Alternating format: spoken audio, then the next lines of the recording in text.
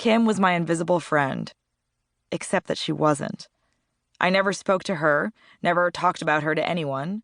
All I did was name her and decide she was there. I forgot her at home or at school. If she had been a Tamagotchi, her little electronic soul would have died of neglect. I have no idea what she looked like. What I did know was that little kids were supposed to have invisible friends. The abnormal action of relating to the invisible was so encouraged by child psychologists that I felt abnormal not having one of my own. So there we were, the cat, the blankie, and the invisible spirit. I hadn't thought of any of this until a year ago when I was on a flight and the complimentary blanket was called a sky blanket. I said it involuntarily. Sky blankie speech, Kim. I had almost forgotten. It's so clear to me now, the memorizing of a fake prayer, the symbolization of objects, the struggle to relate to the invisible. I needed a religion. I was lost. I was in a remote Native American-themed chick commune in New Hampshire. I was in danger. The pinnacle of said danger came during the last week of July. That's when we had Christmas, and I, a 9-year-old Jew, found myself catching the Christmas-time spirit.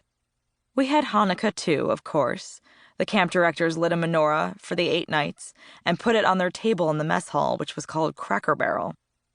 Years later, when I discovered that there was a national restaurant chain by the same name, I became highly irritated that a piece of my cultish sanctuary was available to every trucker on I-95. If you ask my fellow ex-campers, I'd bet good money that they had the same reaction. That's the kind of place this was. Just like in real time, Hanukkah began a week or so before Christmas. And, just like in real time, it served as more of a signifier that Christmas was coming than a holiday unto itself. The camp's directors put a couple of electronic menorahs, the Jewish equivalent of a string of Budweiser cans, in the dining hall. Still, they were easy to miss.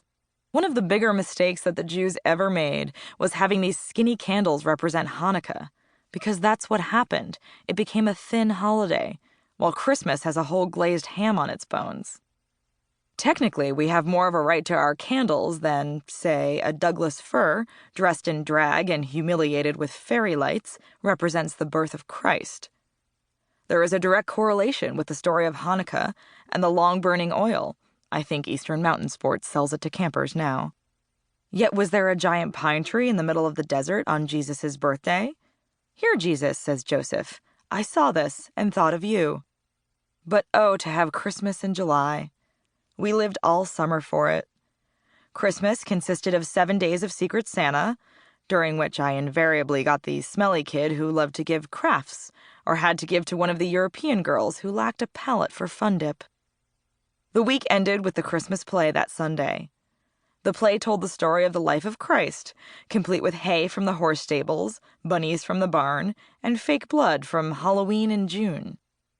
We were allowed to forego our uniforms and come to the play in flannel pajamas and totes toasties socks. Afterward, we sang Lord-praising carols and lit more candles than usual, which should have made me extremely nervous. All those brown pine needles and birch benches.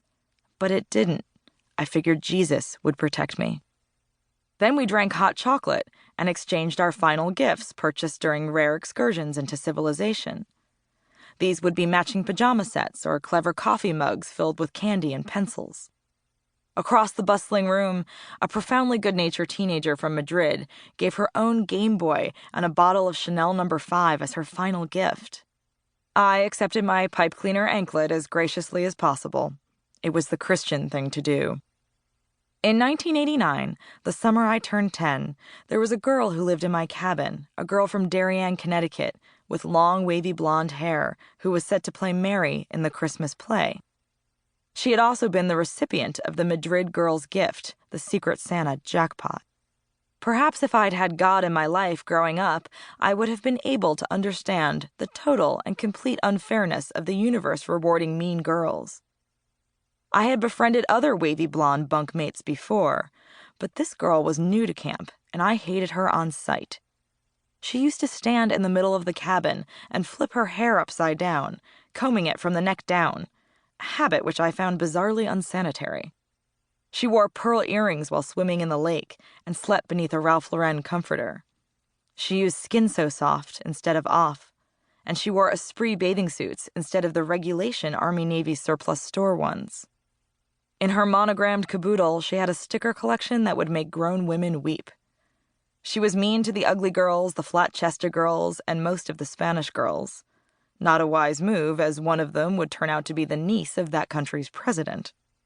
She went to boarding school in Connecticut, and I knew that she represented the end of my childhood. Within the next few years, the camp would double the cost for an 8-week stay. They would do away with the regulation uniforms and the puke green one-piece swimsuits, of which we all owned 3, like a troop of Smurfettes with the same dress on every hanger. Eventually, campers would be allowed to watch television, call home, and bare their midriffs. Girls would no longer be asked to address their counselors as Ms. Cell phones would blink in the night along with the lightning bugs, and field day would be recorded live for the new website.